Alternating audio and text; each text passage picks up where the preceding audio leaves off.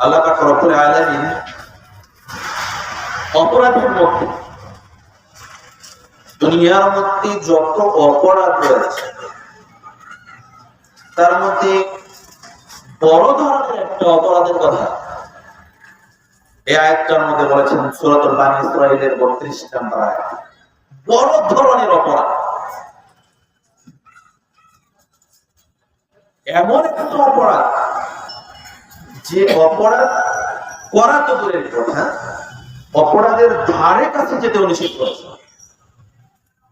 যেমন আল্লাহ পাক রব্বুল আলামিন বলেছেন ওয়ালা তাকরাবুয যিনা ইন্নাহু কানা ফাহিশাতাও ওয়া সাআ সাবিলা।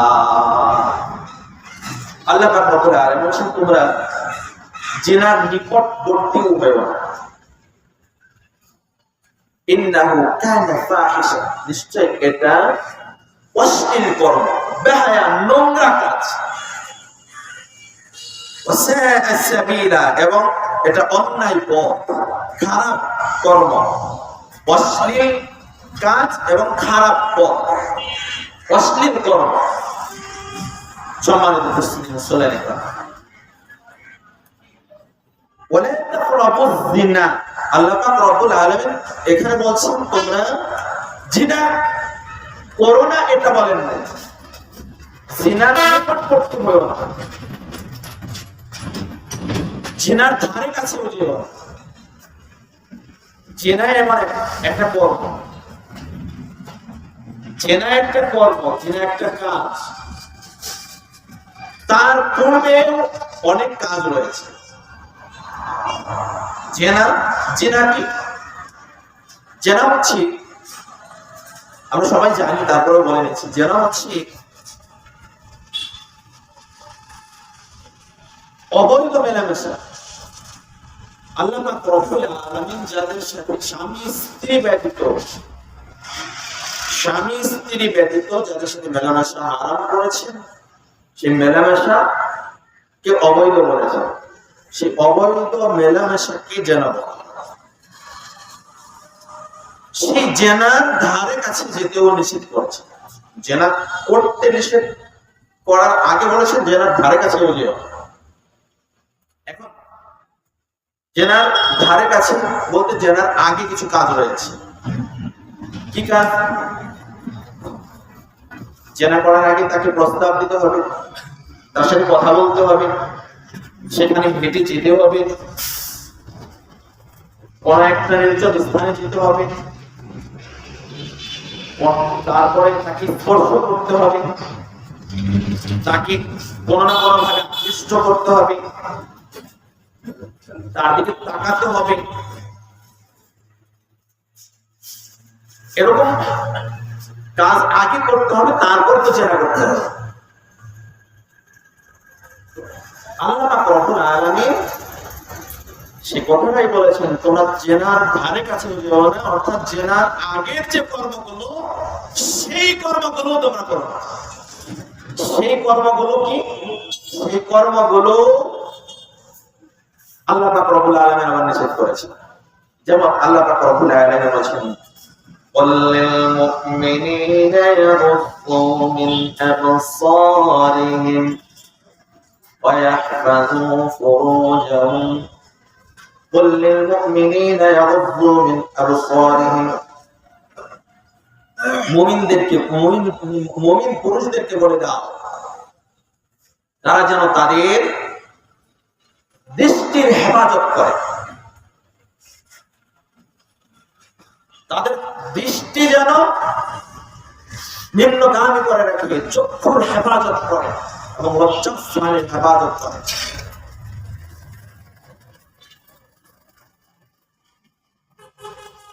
এবং কুল্লিল মুমিনিনা ইয়াগূযু মিন আবসারিহিম ওয়া ইয়াহফাযু ফুরুজাহুম, দৃষ্টির হেফাজত এবং লজ্জাস্থানের হেফাজত, দুইটার হেফাজত। জেনা করার আগে চক্ষুর যদি হেফাজত থাকে জেনা কিন্তু আসবে। একটা নারীর সাথে যখন জেনা লিপ্ত হবে জেনা লিপ্ত তো এমনিতেই হবে না, তাকে তো চক্ষু দিয়ে আগে দেখতে হবে। তো চক্ষুর যদি হেফাজত হয় তাহলে জেনা থেকে এমনিতেই বিরত থাকা যাবে। তো সেক্ষেত্রে আল্লাহ পাক রব্বুল আলামিন কুল্লিল মুমিনিনা ইয়াগুফু মিন আবসারিহিম ওয়া ইয়াহফাযু ফুরুজাহুম, মুমিন নারী পুরুষদেরকে বলে দাও তারা যেন তাদের চক্ষুকে নিম্নগামী করে রাখে, কোন নারীর দিকে যেন খারাপ কোন নজরে যেন না তাকায়। কোন নারী আপনার সামনে দিয়ে চলে যাচ্ছে, হ্যাঁ আপনি চলছেন, চলার পথে তার দিকে হঠাৎ একবার চক্ষু পড়ে গিয়েছে, সে ব্যাপারটাই চলছে, আপনি তার দিকে চক্ষু পড়েছে, আপনি সাথে সাথে আপনার চক্ষুটাকে নিম্নগামী করতে হবে। আল্লাহ পাক রব্বুল আলামিন বলেছেন কুল্লিল মুমিনিনা ইয়াগুফু মিন আবসারিহিম, এরপর ওয়ায়াহফাযু ফুরুজাহুম, লজ্জাস্থানের হেফাজত করতে হবে। আবার আল্লাহ পাক রব্বুল আলামিন মুমিন নারীদেরকে একই কথা বলেছেন কুল্লিল মুমিনাতি ইয়াগুযুজনা মিন আবসারিহিন্না ওয়া ইয়াহফাযনা ফুরুজাহুন্না, মুমিনা নারীদেরকে বলে দাও তারা যেন তাদের চক্ষুকে নিম্নগামী করে রাখে, অর্থাৎ মুমিন নারীরাও কোন পুরুষের দিকে চক্ষুকে দ্বিতীয়বার তাকাতে পারবে না।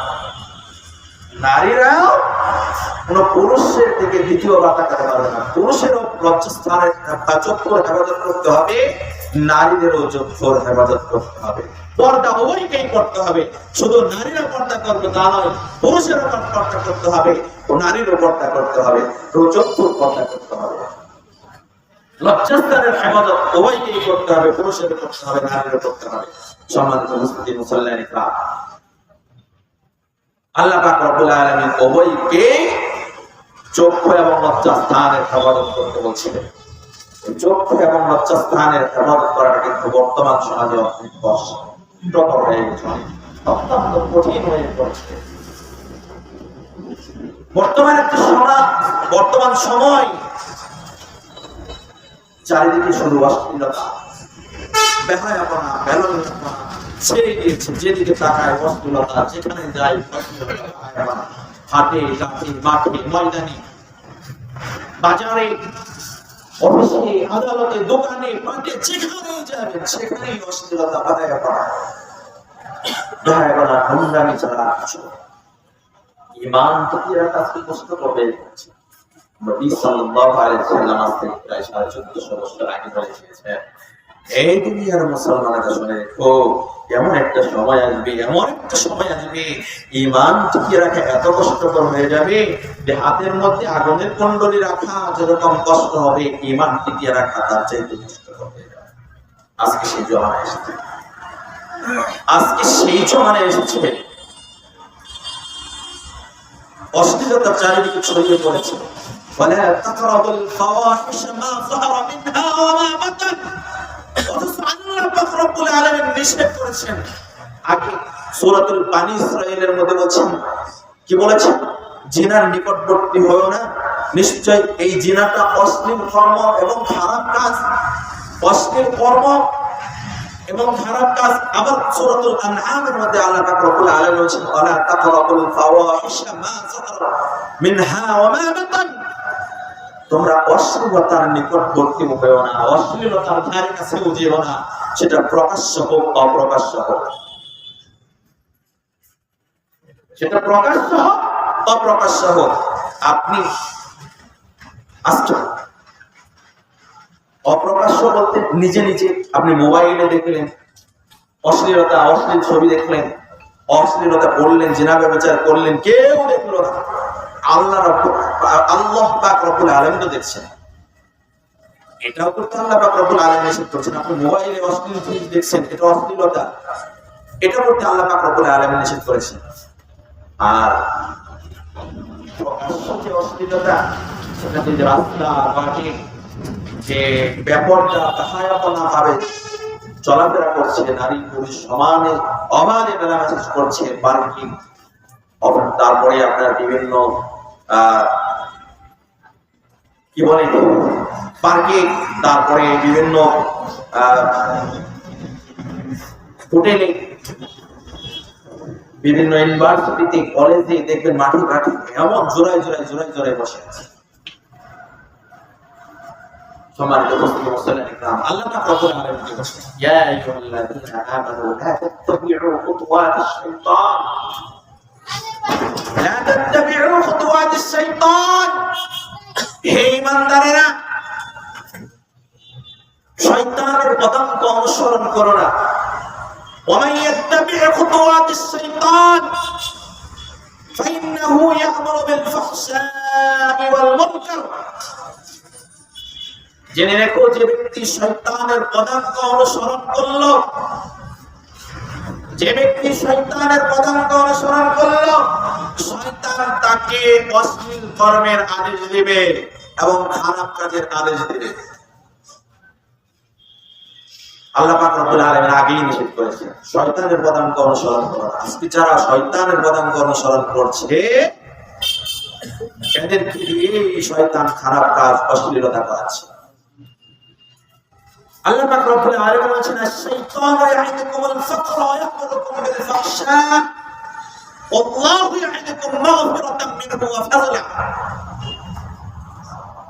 আশ-শাইতানু ইয়া'iদুকুমুল ফাকরা ওয়া ইয়া'মুরুকুম বিল ফাহশা। শয়তান তোমাদেরকে অভাব অনটনের ভীতি প্রদর্শন করে, অভাব অনটনের ভয় দেখায়। ভালো কোনো কাজ করতে গেলে মসজিদ বা কোনো মাদ্রাসায় বা কোনো দান খয়রাতের বেলায়, এই দানটা করতে গেলে তোমার অভাব হয়ে যাবে, তোমার এমন কাজ রয়েছে, এটা করো না, এটা করো না, কত উসিলা শয়তান দেখায়, পকেট থেকে টাকা বাইরে হয় না। আবার অন্যায় অশ্লীল খারাপ কাজের বেলায় সেখানে কিন্তু ঠিকই টাকা বাইরে হয়। আশ-শাইতানু ইয়া'iদুকুমুল ফাকরা ওয়া ইয়া'মুরুকুম বিল ফাহশা। শয়তান তোমাদেরকে অভাব অনটনের ভয় দেখায় এবং অশ্লীল এবং খারাপ কাজের আদেশ দেয়। আল্লাহু ইয়া'iদুকুম মাগফিরাতাম মিনহু ওয়া ফাযলা। আর আল্লাহ পাক রব্বুল আলামিন তোমাদেরকে ক্ষমার আদেশ দেয়। সম্মানিত উপস্থিতি মুসলিম ইকরাম, এতগুলো কথা বলার কেন কারণ নয়? এই যে অশ্লীলতা, বেহায়াপনা, নোংরামি, এগুলো নিয়ে আলোচনা করার একটাই কারণ,